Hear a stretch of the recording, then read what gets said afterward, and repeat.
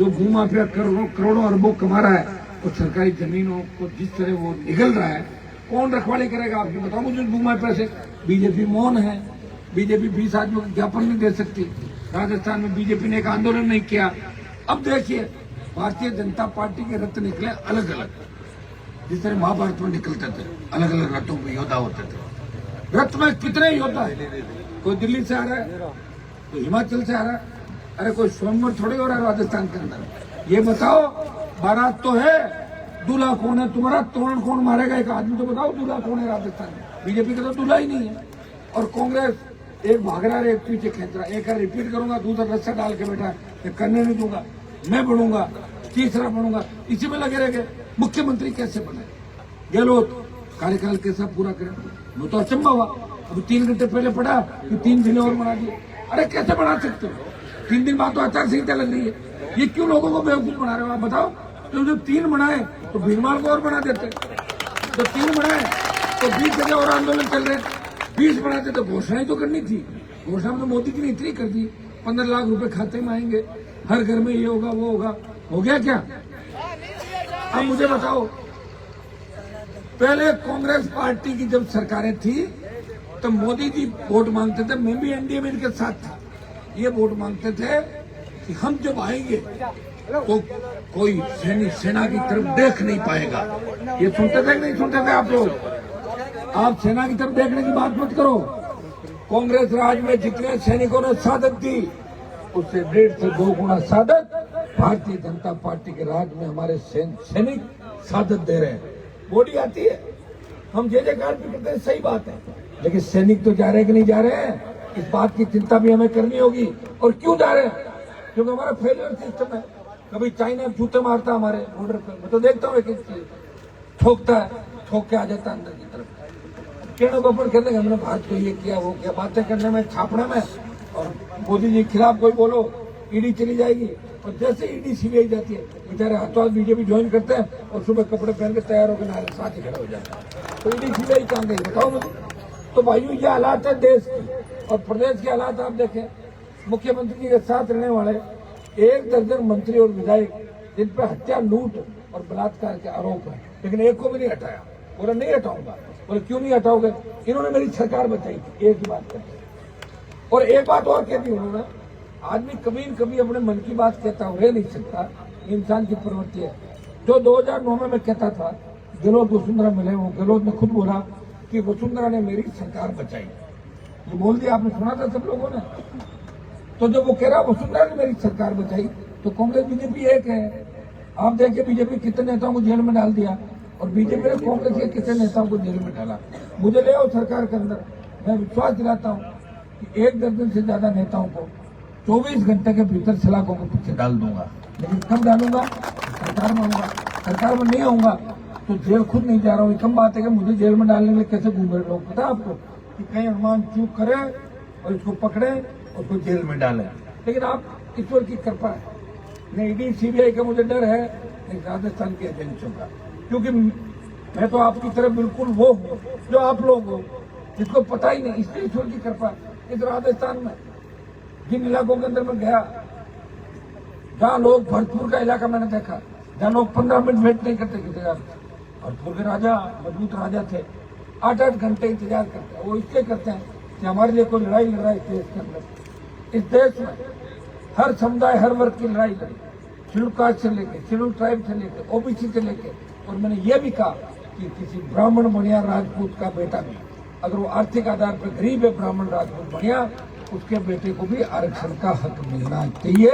आर्थिक आधार पे आरक्षण मिलना चाहिए। लोग दोगली बात करते हैं, अपराध होता है। मैं नेताओं को देखता हूँ, मेरे कई दोस्त हैं नेता दूसरी जातियों में, मुझे फोन करते हैं, भाई जी वहां घटना हो गई, आप जा रहे हो क्या? मैंने कहा मैं तो जाऊंगा ही, आप नहीं जा रहे हो? बोले हम तो इसलिए नहीं जा रहे, वो घटना करने वाले हमारे जाति के कहने लोग हैं, इसलिए नहीं जा रहे हैं। अब बताइए कितनी बड़ी फिल्म कि जाति का आदमी अपराध करेगा। नेता का मोबाइल बंद है, लेकिन हनुमान बेनीवाल ये नहीं देखता कि अपराध करने वाले की जाति क्या है। वो देखता है कि जो अन्याय हुआ उसके साथ उसको न्याय कैसे मिले।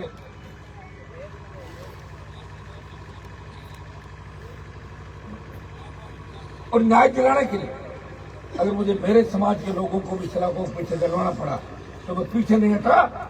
एक नहीं 50 उदाहरण राजस्थान के अंदर बता सकता हूँ। भाइयों, अपनी ताकत को पहचानो।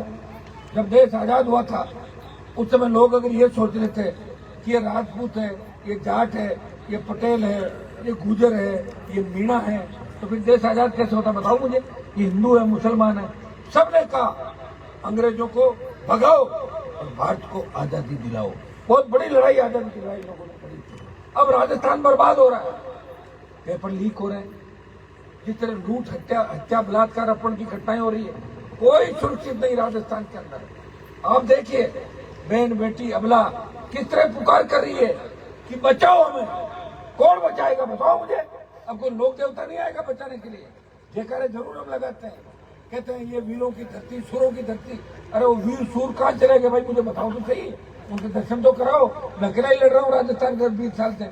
जो लड़े 5, 4, 2 साल साथ में भाग गए वापस, जिनके खिलाफ भाषण दिए उनकी छतरियों के नीचे जाके बैठ गए। क्या यही लड़ाई है? इसको लड़ाई कहते हो?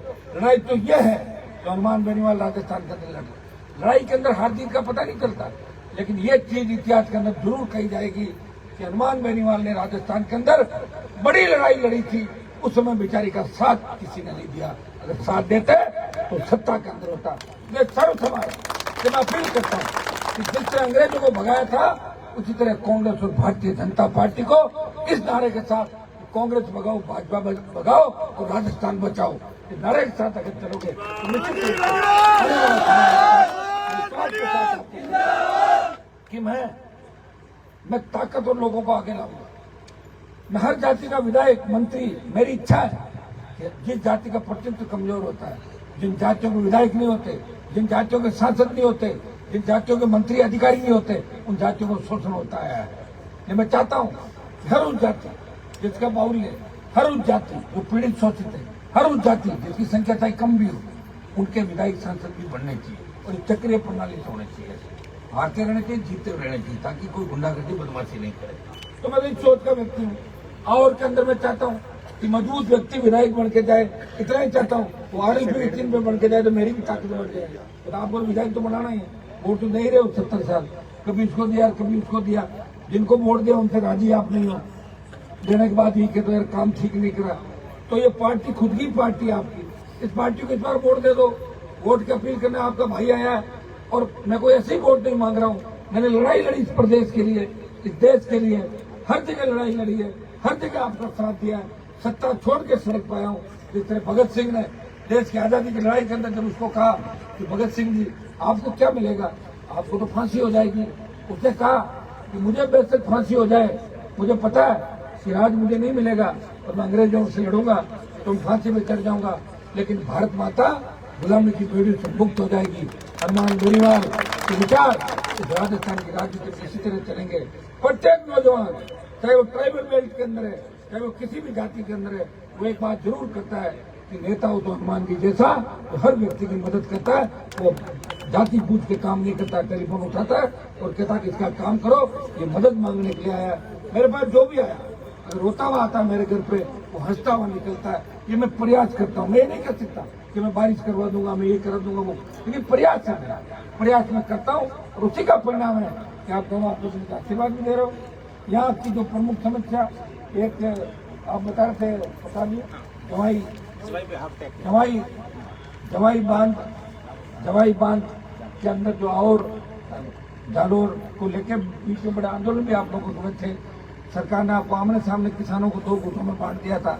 मैं विश्वास दिलाता हूँ इस समस्या का समाधान भी जल्दी आप करवाएंगे। पंजाब राजस्थान को इस जगह पानी दे रहा है, गुजरात भी आंख दिखा रहा है और हरियाणा भी आंख दिखा रहा है, क्योंकि राजस्थान कमजोर है, यहाँ के नेता कमजोर है, उनको गुलामी की आदत है। लेकिन एक बार अगर मजबूत करे, क्या बात है बताओ, अपना आप शांत हो जाएंगे। पंजाब हरियाणा हमसे बड़े थोड़ी है, हमारे छोटे भाई। राजस्थान बड़ा है, लेकिन हर कोई राजस्थान को आंख दिखाता है, क्योंकि राजस्थानियों की आदत है, उनको कोई डरा सकता है। तो भाइयों, इन सब बातों का ध्यान रखना। राष्ट्रीय लोकतांत्रिक पार्टी आपकी खुद की पार्टी है। ये बोतल का चिन्ह है, स्वच्छ पारदर्शी प्रशासन देगा।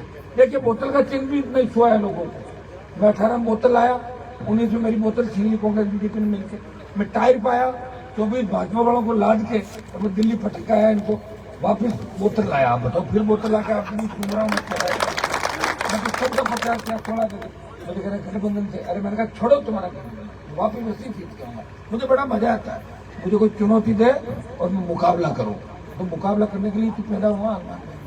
मैं आपको विश्वास दिलाता हूँ कि आप मुझे ये मान लें कि मैं आपका भाई हूँ, और मेरे को अगर नजदीक से देखोगे तो आपको जातिवादी नेता की छवि नहीं दिखाई देगी। तो दूर से देखते हैं उनको लगता है कर्मान जी तो जातिवादी नेता जो मेरे साथ रहते हैं, मेरे से मिलते हैं और उनके दुख तकलीफ के अंदर जब काम आता है तब उनको पता लगता है कि हनुमान जी सब जातियों के लिए बने और सब जातियों का काम करते हैं। और उदार की लड़ाई जिस तरह बजरंग बली में राम जी की पत्नी सीता रावण ले गया, वो कूद पड़े और अपनी पूंछ चढ़वा ली, उसी तरह हनुमान बेनीवाल उदार की लड़ाई राजस्थान के अंदर लेता है। उदार कहीं भी हो मैं झपक लेता हूँ लड़ाई, मुझे ले गया।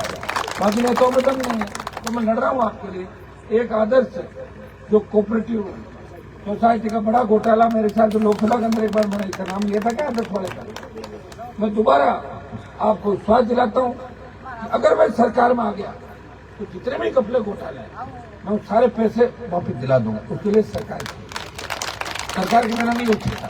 सरकार जिनके वही नहीं दिला पा रहे, अशोक गहलोत रोज बयान दे रहे हैं संजीवनी, कभी कुछ देते हैं तो मना कौन करे, सीएम है।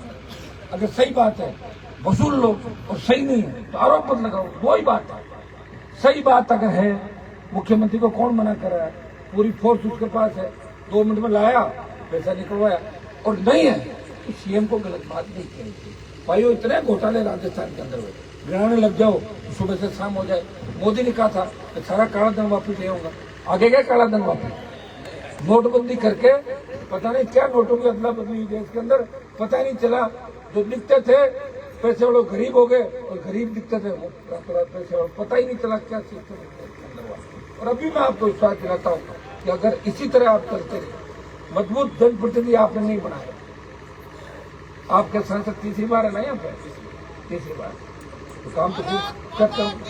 जय लगे रहो, जय यही करते रहो, इसी से मिल जाएगा सबको, इससे पेट भर जाएगा सबका। वो तो हम सभी बोलते हैं, भारत माता किसी अकेले की थोड़ी है, मंदिर किसी अकेले के नहीं, सबका। मेरे भाई राम जी का मंदिर बनाया हमने 1993 में चंदा दिया, मैंने कहा विधानसभा के अंदर तुम राम मंदिर की बात कर रहे हो, हमने जो चंदा दिया उसकी भी तो रसीद है भाई, 93 के अंदर दिया था। सब लोगों के सहयोग से सारे काम होते हैं।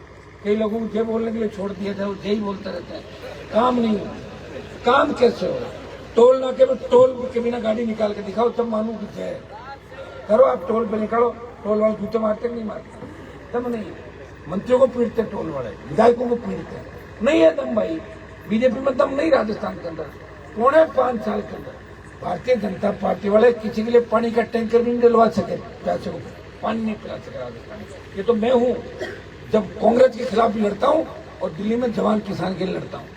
मैं बीजेपी के साथ भी रहा हूँ, ऐसा नहीं बीजेपी के साथ रह के आंतरिक लोकतंत्र की बात भी करी थी, लेकिन हनुमान बेनीवाल दबके कहीं नहीं रह सकता। इसे खुद की पार्टी बनाई और पार्टी बना के कई जवानों को टिकट दिया और नेता बना दिया।